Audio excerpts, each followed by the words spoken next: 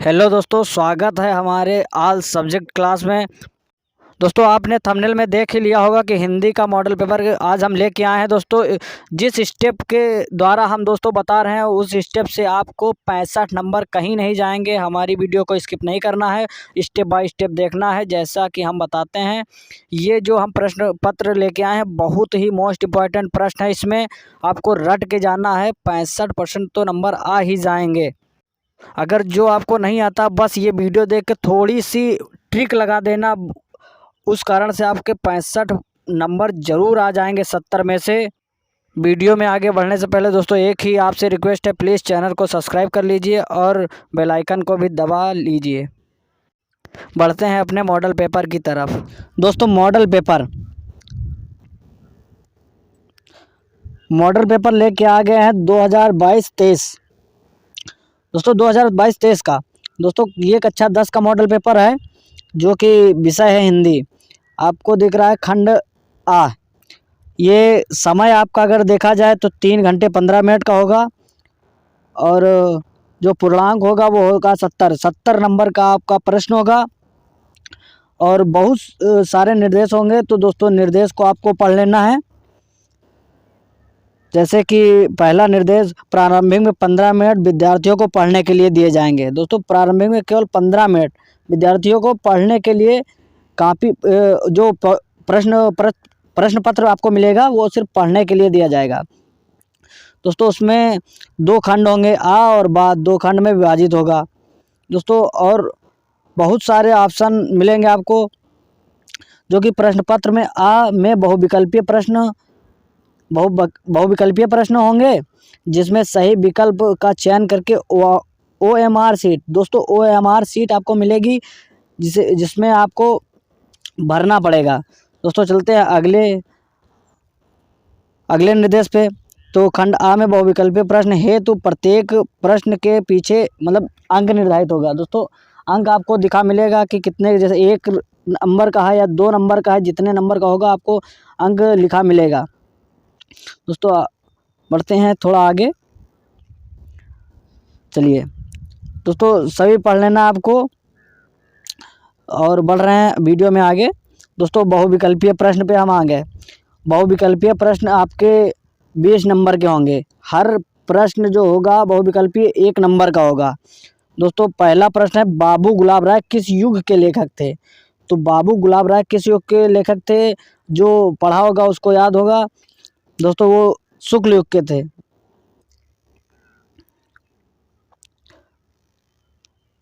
अगले प्रश्न में, चिंतामणि किस विधा की रचना थी? चिंतामणि किस विधा की रचना थी? तो निबंध की। और अगले प्रश्न पे, गबन किसकी रचना थी? तो दोस्तों ये थी मुंशी प्रेमचंद की। मुंशी प्रेमचंद की थी दोस्तों। हम दोस्तों आपको बताते जा रहे हैं हल सहित। अगले प्रश्न पर, शुक्ल युग की समयावधि क्या होगी? दोस्तों आप लोग कमेंट में बताते रहना और तैयारी भी अच्छे से करते रहना। दोस्तों शुक्ल युग की समयावधि क्या है? तो दोस्तों ये है 1919 से 1938 तक। और अगले प्रश्न में, नीड़ का निर्माण फिर किस विधा की रचना है? तो दोस्तों नीड़ का निर्माण किस विधा की रचना है?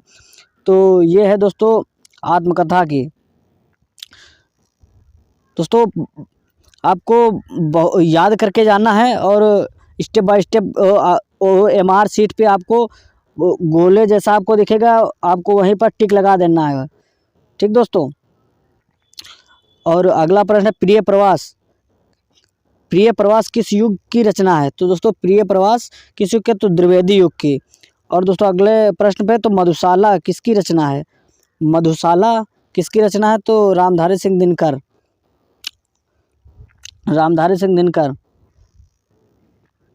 दोस्तों भारत भारती, अगला प्रश्न, भारत भारती किसकी रचना है? दोस्तों कमेंट में आप लोग बताते रहना दोस्तों। और अगले प्रश्न पे चलते हैं, इसको आप कमेंट में बता देना। अगले प्रश्न पे, आधुनिक काल कब से कब तक? दोस्तों आधुनिक काल जो चल रहा है वो कब से कब तक चला? तो दोस्तों वो है 1800 नहीं दोस्तों, 1843 से अब तक चला। दोस्तों जो अब तक समय चल रहा है वो आधुनिक काल है।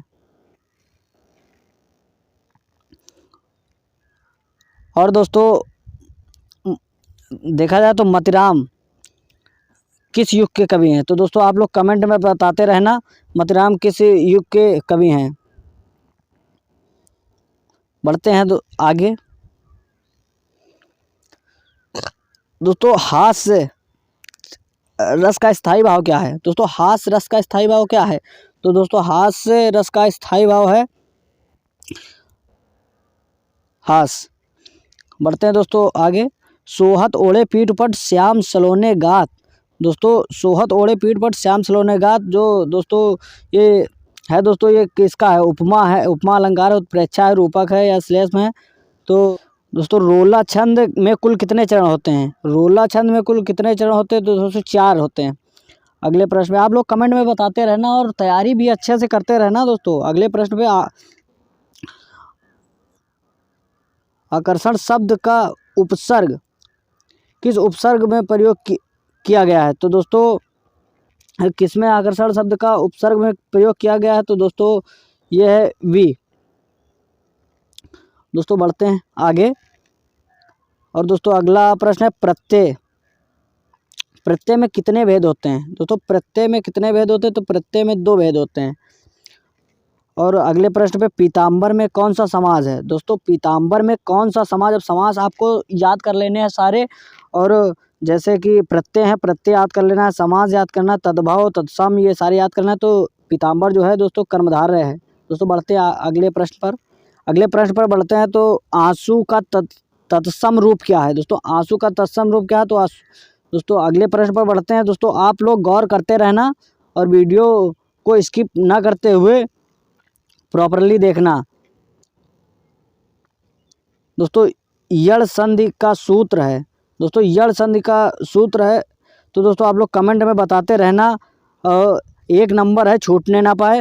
दोस्तों अगले प्रश्न पे चलते हैं। फलस से शब्द का वचन और विभक्ति बताइए। फलस से शब्द का वचन तथा विभक्ति बताइए। तो दोस्तों षष्ठी विभक्ति का एक वचन है। दोस्तों अगले प्रश्न पर चलते हैं। दोस्तों अगला प्रश्न है आपठत धातु का वचन एवं पुरुष बताइए। आपठत का है दोस्तों धातु का वचन पुरुष बताना है। तो दोस्तों ये होगा प्रथम पुरुष का एक वचन। और दोस्तों अब ये 1 नंबर वाले सारे खत्म हो जा रहे हैं। तो दोस्तों अब आएगा वर्णनात्मक प्रश्न। जो खंड बा आपको बताया गया था निर्देश में, तो वो खंड बा आएगा जो कि वो होगा 50 नंबर का। खंड बा 50 नंबर का होगा। निर्देश को सही तरीके से पढ़ना। निर्देश पढ़ने के लिए आपको 15 मिनट दिए जाते हैं। तो दोस्तों इस पे आते हैं अपने प्रश्न पे, जो कि निम्नलिखित गद्यांश पर आधारित 3 प्रश्नों के उत्तर दीजिए, जो कि 3 × 2 प्रॉपरली 6 नंबर का। ये 6 नंबर का आपको जो आएगा गद्यांश से 6 नंबर का होगा। दोस्तों यह कोई बात नहीं कि एक स्वभाव। दोस्तों जो अंडरलाइन है उसी के ऊपर सारे प्रश्न आएंगे एक दूसरे की ओर आकर्षित करते हैं। तो दोस्तों आपको ये इसी पर आएंगे। प्रयुक्त गद्यांश का संदर्भ लिखना है। दोस्तों ये किस पाठ से लिया गया है और किसके द्वारा है? दोस्तों ये आपको लिखना है। दोस्तों अगले प्रश्न पर बढ़ते हैं। गद्यांश में रेखांकित अंश की व्याख्या करने। कहने का मतलब दोस्तों रेखांकित यह कोई बात नहीं जो आपको अंडरलाइन दिख रही है एक दूसरे की ओर आकर्षित करती है, इसकी व्याख्या करनी है हिंदी में। दोस्तों अगले प्रश्न पर बढ़ते 2 नंबर का एक ये प्रश्न 2 नंबर का है। दोस्तों कुल मिला के 6 नंबर आपको गद्यांश से मिलेंगे। दोस्तों तीसरे प्रश्न पर चलते हैं। तीसरा है दोस्तों लेखक के अनुसार समास में विभिन्नता देखकर लोग एक दूसरे की ओर क्यों आकर्षित होते हैं? दोस्तों इसके बारे में आपको उसी पैराग्राफ में मिलेगा, उसी से करना है। 2 नंबर है, छोड़ना नहीं है दोस्तों। या तो अथवा आपको दे दिया जाएगा हे भगवान तब के लिए। दोस्तों आपको अथवा लगा के 2 दिए जाएंगे, जैसे कि होगा हे भगवान तब के लिए और यहाँ से यहाँ तक बन रही है। दोस्तों अंडरलाइन का जितना अंडरलाइन होगा दोस्तों बस उतना ही पूछा जाएगा। जैसे इसमें पहला प्रश्न पर पूछा जा रहा है उपर्युक्त गद्यांश का संदर्भ लिखिए। दोस्तों इसमें भी गद्यांश का संदर्भ आपको सिर्फ लिखना है। और दूसरा प्रश्न है गद्यांश की रेखांकित अंश की व्याख्या करना है। दोस्तों रेखांकित अंश का मतलब अंडरलाइन, जितने में आपको अंडरलाइन ये दिख रही है सबकी यहाँ से यहाँ तक आपको व्याख्या देनी है।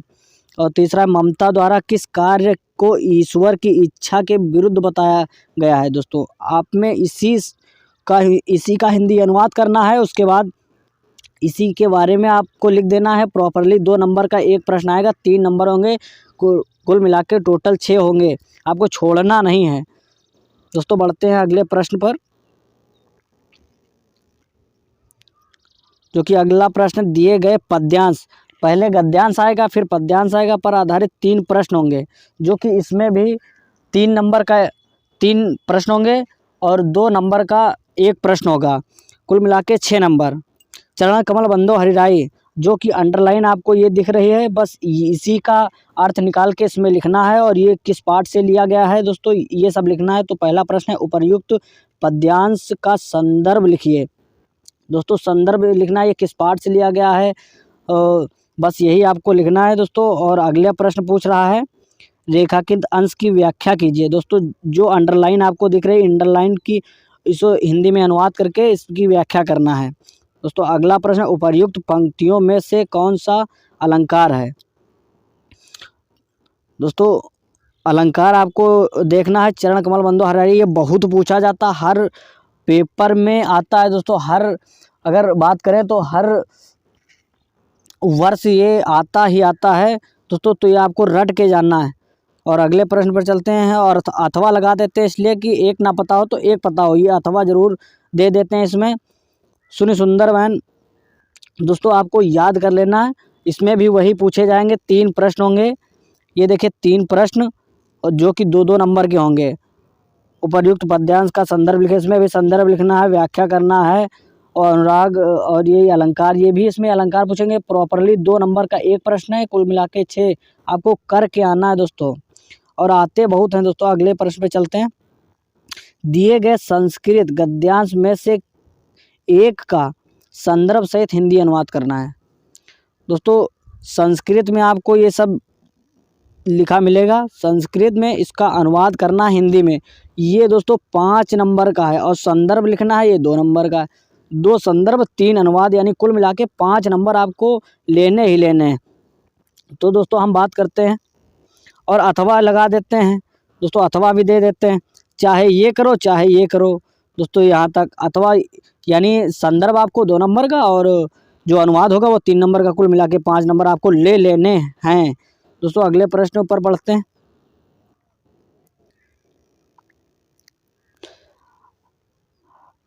अगला प्रश्न है दिए गए संस्कृत पद्यांश में से किसी एक का संदर्भ सहित हिंदी अनुवाद करना है। दोस्तों ये आपको पद्यांश मिलेंगे, आपको इसका हिंदी अनुवाद और संदर्भ इसमें भी करना है दोस्तों। ये आपको दोनों मिलेंगे, अथवा लगा है दोस्तों, 1 करना है, 2 नंबर का हो गया संदर्भ, 3 नंबर का हो गया अनुवाद दोस्तों। तो ध्यान दे के आपको हैंडिंग बना के प्रॉपरली बहुत अच्छा सा लिखना है ताकि देखने में अच्छा लगे। बढ़ते हैं अगले प्रश्न पर दोस्तों। अगला प्रश्न है अपने पाठ्यक्रम में आधारित एक उत्तर पुस्तिका में दीजिए, मतलब खंड काव्य के आधार पर अपने प्रश्नों में से किसी एक का उत्तर दीजिए। दोस्तों जो ज़्यादातर दोस्तों मुक्तिदूत पूछा जाता है और म्योर मुकुट पूछा जाता है और ज्योति जवाहर तो पूछा ही जाता है। दोस्तों आपको जो खंड काव्य से पूछा जाता है दोस्तों, एक आता है दोस्तों, अगर आपको खंड काव्य में से एक कोई आता है जो कि प्रश्न पत्र में ना आया हो, वो भी आपको लिख देना है, छोड़ के नहीं आना, क्योंकि ये 3 नंबर आपको मिलेंगे। छोड़ना दोस्तों है नहीं, जैसे मुक्तिदूत बहुत पूछा जाता है तो मुक्तिदूत खंड के आधार पर गांधी का चित्रण कीजिए। दोस्तों गांधी का चित्रण दिया गया है और मुक्तिदूत खंड काव्य के चतुर्थ सर्ग का कथानक अपने शब्दों में दीजिए। तो दोस्तों ये आपको करके आना है, 3 नंबर का है दोस्तों। हर ज़िले का दोस्तों अलग अलग होता है, किसी ज़िले में मुक्तिदूत आ गया तो किसी में ज्योति जवाहर आ गया दोस्तों, अग्रपूजा आ गया, जय सुभाष आ गया, मृत्यु में आ गया दोस्तों, बहुत पूछे जाते हैं। ये छः पूछे गए हैं इसमें, इस मॉडल पेपर में 6 पूछे गए हैं दोस्तों। 6 आते ही हैं दोस्तों, बस कारण ये है किस ज़िले में कौन सा दे दें और किस ज़िले में कौन सा पढ़ाया जाता है। जो आपके टीचर ने पढ़ाया होगा वो लिख के आना, छोड़ के नहीं आना, क्योंकि आपको 3 नंबर लेने हैं दोस्तों। बढ़ते हैं अगले दोस्तों, अगला आ गया प्रश्न, दिए गए लेखकों में से किसी एक का जीवन परिचय तथा उसकी एक प्रमुख रचना लिखना है दोस्तों। डॉक्टर जवाहरलाल नेहरू, जयशंकर प्रसाद, आचार्य रामचंद्र शुक्ल। दोस्तों तीनों बहुत ही मोस्ट इम्पॉर्टेंट हैं, हर मॉडल पेपर में आते ही आते हैं। ये आपका 5 नंबर दोस्तों, 5 नंबर कहीं नहीं जाएगा दोस्तों। आपको जयशंकर प्रसाद तो याद ही कर लेना, ये बहुत पूछा जाता है हर में, चाहे हाई स्कूल हो या इंटर हो, बहुत पूछा जाता है। तो जयशंकर प्रसाद आपको याद करके जाना। अगर मान लो कि तीनों आए और आपको याद कोई ना हो, तो जो आपको याद हो वो लिख के आना है दोस्तों। अगले प्रश्न पर बढ़ते हैं। अगला प्रश्न, दिए गए कवियों में से किसी एक का जीवन परिचय देते हुए अपनी प्रमुख रचना का उल्लेख कीजिए। तो दोस्तों गोस्वामी तुलसीदास हो गया, सुमित्रानंदन पंत हो गया, महाकवि सूरदास। दोस्तों सूरदास और सुमित्रानंदन पंत ये तो बहुत पूछे जाते हैं, ये 5 नंबर हैं दोस्तों। छोड़ना कुछ है ही नहीं, सब कुछ करके आना है दोस्तों। ये पूछे बहुत जाते हैं, सूरदास और सुमित्रानंदन पंत, इसको याद करके ही जाना है, छोड़ के मत आना है दोस्तों। अगले प्रश्न पर बढ़ते हैं। अगला प्रश्न, अपने पाठ्य पुस्तक में से एक श्लोक जो आपके प्रश्न पत्र में ना आया हो। दोस्तों जो आपके प्रश्न पत्र में एक श्लोक ना आया हो वो आपको लिखना है, 2 नंबर है दोस्तों। बहुत ही आसान है दोस्तों, 4 लाइन का एक आप श्लोक याद कर लीजिए, 2 नंबर आपके पक्के हो जाएंगे। श्लोक को तो लिख के ही आना है दोस्तों। अगले प्रश्न पर बढ़ते हैं। निम्नलिखित में से किन्हीं 2 प्रश्नों के उत्तर दीजिए संस्कृत में, मतलब संस्कृत में है उनको उत्तर देना है। तो दोस्तों जैसे कि 4 प्रश्न दिए गए हैं, भारतीय संस्कृते मूले किम आसीत्, तो इसका प्रश्न उत्तर आपको लिखना है, पूर्व राजा का आसीत्, चंद्रशेखर का आसीत्, वीरा के जो पूंजते। दोस्तों संस्कृत भी पूछी जाती है, ये आपको 2 नंबर का एक होगा, प्लस लगा है 2, यानी 2 इसमें 4 पूछे गए हैं और 2 आपको करने हैं, तो 4 नंबर आपके इसमें भी कहीं नहीं जाएंगे। और बढ़ते हैं अगले प्रश्न पर दोस्तों। अगला है निबंध, बहुत मोस्ट इम्पॉर्टेंट निबंध, आपको 9 नंबर तो ले ही लेना है, टीचर से छीन लेना है जिसे बोलते हैं दोस्तों। बहुत पूछा जाता है, जनसंख्या विस्फोट, हानि लाभ, ये हर में आता है। अगर बात करें तो दोस्तों पर्यावरण पर आ गया, आतंकवाद के कारण और निवारण आ गया, नारी सशक्तिकरण आ गया दोस्तों। ये तो आम बात है दोस्तों। जनसंख्या विस्फोट पे बहुत आता है और पर्यावरण दोस्तों, इस पर दोनों पे तो हर वर्ष पूछा जाता है। अगर बात करें तो हर वर्ष दोस्तों कोई छोड़ता ही नहीं है, आपको 9 नंबर छोड़ना नहीं है। और प्रॉपर कम से कम 9 नंबर में आपको 9 हेडिंग बना के लिखना है, और हर हेडिंग में 2-3 लाइन 2-3 लाइन 4 लाइन आपको 1.5 से 2 पेज में आपको कर देना है, ताकि टीचर को अच्छा लगे, आपको 9 नंबर देने में उसको हिचकी ना आए, तुरंत आपको 9 नंबर वो दे दे दोस्तों। ये वीडियो अपने दोस्तों तक ज़रूर भेजें, उनको भी थोड़ी मदद हो सके। और अगर आप मॉडल पेपर डाउनलोड करना चाहते हैं तो हमारी डिस्क्रिप्शन में लिंक है, वहाँ से जाके आप मॉडल पेपर डाउनलोड कर सकते हैं। तब तक के धन्यवाद।